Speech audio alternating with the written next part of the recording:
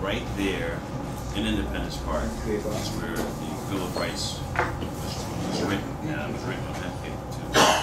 It was written there, and the very first right you're given is the right to freedom of religion. Now, in my readings, I had found the Religious Freedom Restoration Act, which was signed into office by Bill Clinton, by the way, in 1993. The intended purpose of the Religious Freedom Restoration Act was to remove substances that were normally considered illegal, like peyote, from the controlled substance. But it was supposed to allow people to use Schedule I substances during the course of the religious use without being penalized. And it arose from a case involving a Native American and the use of peyote. So it was designed really to protect people who use peyote from persecution, from religious sanctions. Now, me understanding due process, equal protection, then why wouldn't it protect the Rastafari who use marijuana? So I call myself going to this federal park, the symbol of freedom, and I would say a prayer and ingest marijuana, ingest our sacrament in the name of religion. And I did it for 8 months. Actually, me and another activist, his name was Patrick Duff, did it for 8 months. It was each month, each third Saturday of the month at 4:20.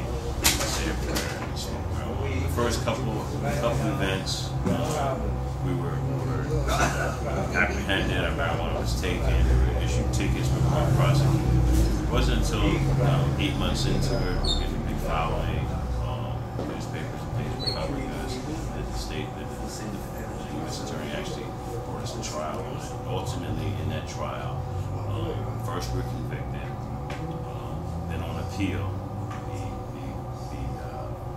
the trial proceedings, everything was scrapped. The conviction was overturned, and we had to be retried. But in the appeal process, the federal judge did order. There was another judge, Judge Dazzell. He ordered. Man, I'm gonna explain this one over again. Did you want to finish that, Jake? You still didn't even. I'm telling you, this thing is too moist. It's not burning right. I should have smoked it all by now. You know? He's like, I'm better than this. I'm better than this. I can live this. Somebody's like, man, he's still smoking that.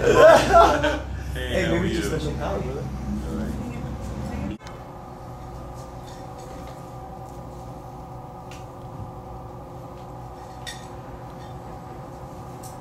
What we did at the Liberty Bell, I call them our Liberty Bell protest, and that's why I actually named the shop the Liberty Bell. It was a memorandum of our protest in 2002, 2003, and 2004. What it was for 8 months. Went to the Liberty Bell, went to Independence Park, where the Liberty Bell is housed, and basically said a prayer and smoked marijuana. And the purpose of those protests were to create a court case, where I can argue that the use of marijuana religiously should be as protected as the use of peyote, Native American religions. And the First Amendment should protect us. And there was a law called the Freedom of Religion Restoration Act, 1993, signed by Bill Clinton, that allowed this. So anyway, by smoking at the Liberty Bell, I got my wish. We were arrested, we were charged. For 8 months we did it. Eventually we did have a trial. Initially, the first judge Rappaport, one of the things he did was he denied our use of marijuana, our claim that marijuana was religious.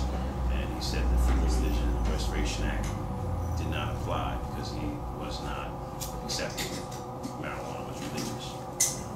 We were convicted. On appeal, the federal magistrate judge, Judge Dazzell, ordered ruled that Judge Rappaport's assertion that marijuana had no religious value was wrong. He ordered a new trial. The new trial was supposed to allow us to use the Freedom of Religion Restoration Act as a defense show how federal laws that protect, that prohibit the use of marijuana religiously were unconstitutional for that. Judge Rappaport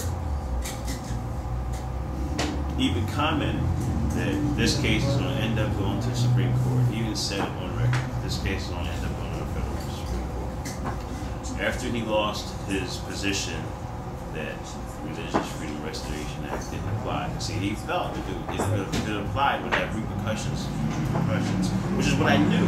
I knew this. He argued. So, in his attempt to keep that from getting to the Supreme Court, instead of retrying the case, he dismissed the case. You know, a lot of people don't realize the judge has the right and power to just dismiss a case. Whether the U.S. Attorney's Office brought the case to it, he can look at the case and decide to dismiss the case. The case that was on appeal, I had won, brought it back to his desk. He dismissed the case. Now, how many people have been riding down a highway and have done a year or two in jail for smoking a joint, you know, somewhere? Now here I was at Independence Hall, in front of the Liberty Bell, one of the most protected, by the way, piece of property in America. There's all kinds of Homeland Security offices and things in that area protecting this. One little guy, two little guys with some joints in their hands could, you know, brought it to the point where the federal judges dismissed the case and not put this case into the Supreme Court. And basically he took what they call, he removed me from standing. Like, how can I argue constitutionally about this issue without a charge? And that, like I said, that was the purpose of the original protest. Now, the funny thing was I appealed that decision. I appealed the fact that they dismissed the case, which was funny if you read the briefs. The U.S. Attorney is basically laughing at me for doing it. And ultimately, I lost my appeal, but I never got tried. I never got punished. And none of the things I wanted to argue. And to me at the time, I was saying I was trying to turn Independence Park into Peace Pot Park. Well, via the internet, there's a lot of people now, because of my videos, because of showing smoking marijuana, what I've said happened to me. There are people going there and smoking. They're not trying to get arrested, but Independence Park is slowly becoming Peace Pot Park for potheads. Go to Independence Park, say a prayer, and smoke a joint. Oh, I just remembered one more thing. You're just too damn freaking interesting, man. The groom. The grow room. The grow room. Yeah. Did something happen to you recently about that? Oh, yeah. Yeah. Questions. Where's that Grow magazine? I'll get that Grow magazine right there. You want to take a little break?